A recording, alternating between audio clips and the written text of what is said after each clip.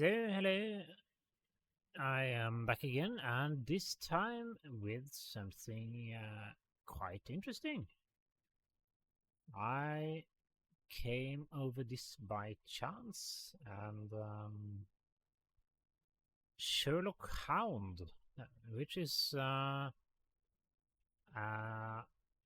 anime with a Sherlock Holmes adaptation set in a world where the characters are dogs, and it was sort of an 80s produced series with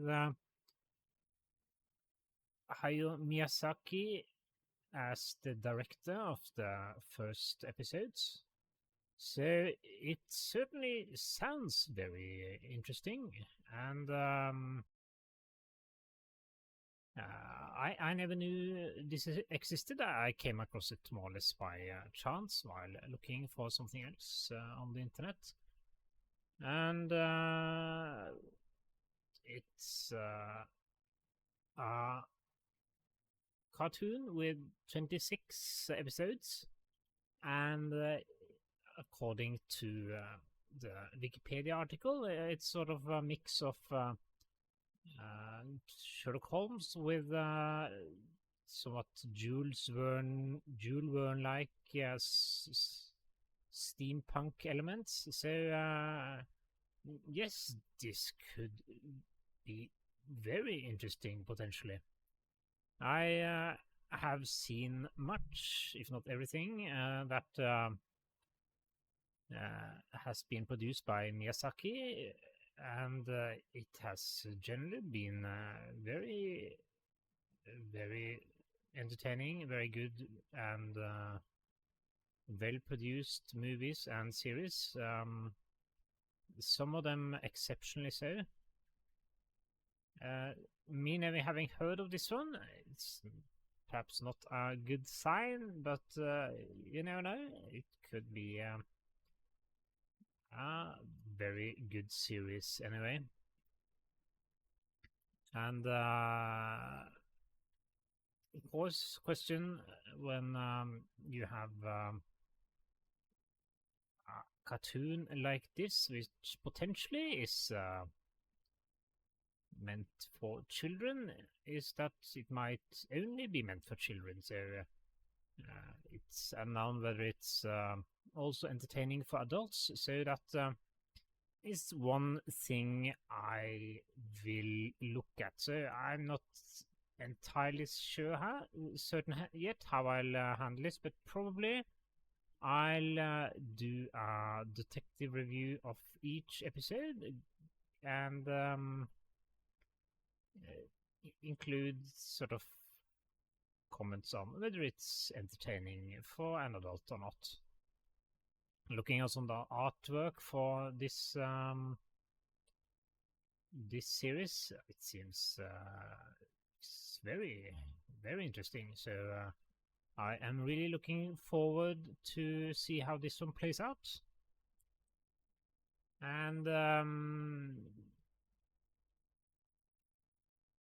that's my sort of initial thoughts on this one. It's an 80s series, but there was a collection released for the English-speaking market in 2022, so on Blu-ray. So it's possible to have a up-to-date version of this series that's easily available. So that that's the one I have, the Blu-ray copy. So I will be watching that one and going through one episode at a time. So I haven't really looked into it in much detail, what kind of stories there are and how it relates to the original material written by Arthur Conan Doyle. So that is something that remains to be seen. I think some of the episodes were later edited together and released as movies, but I have the TV episodes, so I'll be watching those. So we'll see, perhaps, if I find these episodes really entertaining and want to see the movie versions also, I might try to get a hold of those also, but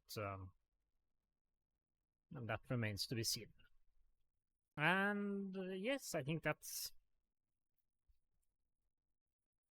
sort of the initial portion of this review relating to this series. So yes, I will be back once I have seen through the first episode. So goodbye for now. And I'm back again, and I have finished watching the first episode, and yes, I thoroughly enjoyed that one. It was simple comedic 80s anime, so unless, well, the somewhat simpler format and line style than what you have today is not a problem. Well, I think this one could be enjoyed also today. And it was not a problem to enjoy it as an adult. Of course, it was not very complicated, and the story was not extremely what to say, mysterious, but okay, it was enjoyable. I look forward to seeing how the other episodes are. So just to do a short summary of what happens in the episode, there is a passenger ship that Sherlock Hound gets on, and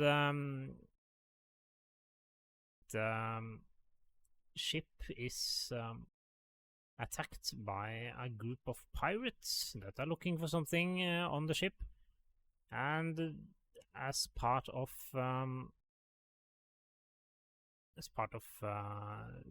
saving the people on the ship, Sherlock Hound cooperates with Watson, and together they sort of save the day. So not very complicated. But let's do a short detective review of the episode, shall we? So 4 points I usually have in these detective reviews. Does it feature Sherlock Holmes action hero? Is there some benefit to paying attention during the story? And is there some actual detecting going on? And finally, are there references to Moriarty? And if you start at the top, well, yes, this is largely, I would say, action related. The style of the series seems to be having a fairly large amount of what to say, action sequences with cars and flying vehicles and also boats. And this episode has that. There is also some detecting going on, but yes, this is perhaps not the majority of the events in the episode. As for paying attention, well, I don't think there's any big payoff for that, really. It's largely straightforward, and I don't think there are any sort of big surprises involved. And as for Moriarty, well, sort of. The next episode features Moriarty, and he has his name in the title of the next episode, and as such, there are naturally some references to him when you have the summary, or rather the introduction to the next episode at the end of this one. So, what do I think of it? Yes, as I noted, I enjoyed it. It's not a very complicated anime, it seems, but enjoyable. And it looks like it's, at least at the start, it looks like it makes rather heavy use of the material from the Sherlock Holmes universe, as is in the setting appears to be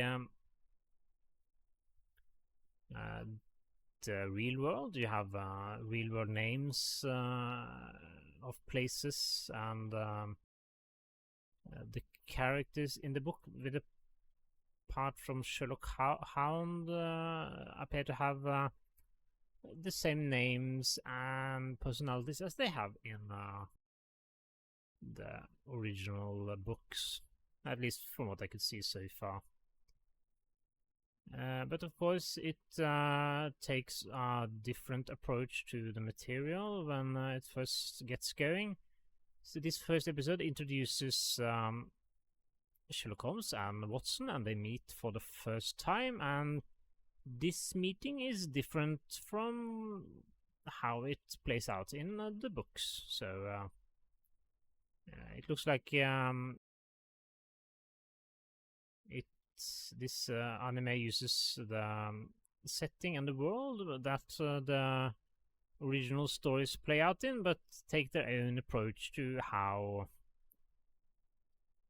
the adventures of Sherlock Holmes actually occur. So this is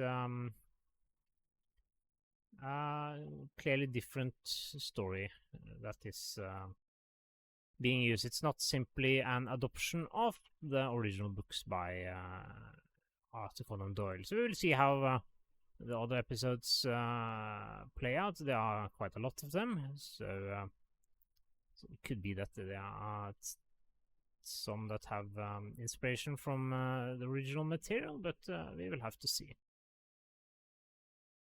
And in addition to Watson and Sherlock, this episode also introduces Lestrade, who it seems Sherlock has some previous knowledge of.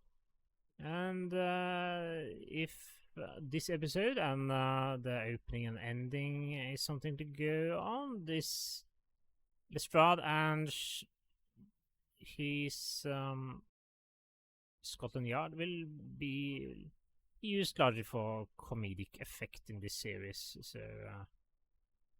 you probably have the contrast between Sherlock and the police in how they are able to solve the crimes and challenges that are put to them. One sort of observation I would like to add is that when I looked at the Wikipedia page for this series, it classified this series as steampunk, and it could very well be that based on some definition of steampunk, that this series is actually correctly classified as steampunk, but well, at least it's, from what I've seen so far, not really what I would think of as steampunk. If I think of steampunk, this is not the association that I will have. So steampunk for me, it's sort of, you have technology that is well, largely or partially equivalent to what we have in modern times or more recent times, but it's sort of divergent technology that is based on what is available in, for example, the Victorian age, and based on steam then, of course, and mechanical devices, and you sort of take that and develop technology that is more similar to what we have today. But I think this is more like I don't know what's the most appropriate word, a sort of whimsical physics that is more forgiving than what we have in our real world, and things like flying machines and sort of the ability of cars and boats to make movements that probably would be difficult or impossible in our world are much simpler in the world that this anime is set in. So it's more like a more fantastical approach to physics, where having planes and various flying vehicles is much simpler than it would be in our world. So rather than having technology that is developed from a Victorian age and being equivalent to our age, is sort of more like fantastical flying vehicles that are possible because the physics are much simpler, much kinder to those that would attempt to fly. Of course, since you have Miyazaki involved in at least the first episodes, it's perhaps not strange that there are sort of similar feeling to the flying vehicles as you have in many of the movies he worked on, but we will see. So I only seen the opening, ending, and the first episode, so it could be that it's much more steampunky as we go on. But there's one interesting detail I noted while watching this, and that's in the young Sherlock Holmes movie from 1985, there is a character that creates, or rather attempts to create, a sort of very fantastical flying machine. So you have this Jules Verne type of inspirations to flying machines that are not realistic in the real world, but certainly look very nice, and it would be fun if they were able to fly such as they are in this anime. But the thing about the young Sherlock Holmes movie and the flying vehicle as it appears there is that it seemed somewhat strange. It was a sort of, why did they put this in here? I wondered when I was watching it. It sort of seemed somewhat surprising, but if you see it in the context of this anime, and this anime had apparently, again if you have to believe Wikipedia, English version of at least one of the episodes released in 1983 on American TV, and that makes it possible for the writer or some of the people that worked on the young Sherlock Holmes movie to have seen that episode of this anime and been inspired by the sort of flying vehicles that appear in it, enough to them wanting to put something similar into the young Sherlock Holmes movie when I made it. So I don't know if that's the case. Could be that it's completely coincidental, but it certainly feels like parts of the young Sherlock Holmes movie was inspired by this anime. And for me, at least, that's fairly convincing explanation for why the young Sherlock Holmes movie had that part of the movie which featured the flying vehicle, and it's something that pops up several times during the movie. So an interesting and possible connection between those two fictional stories. So just an idea I had while watching this anime. It could, of course, have been entirely coincidental, but quite a coincidence, I think. And that, I think, mostly concludes what I wanted to say. The next episode will feature Moriarty, and that should be entertaining to see how he is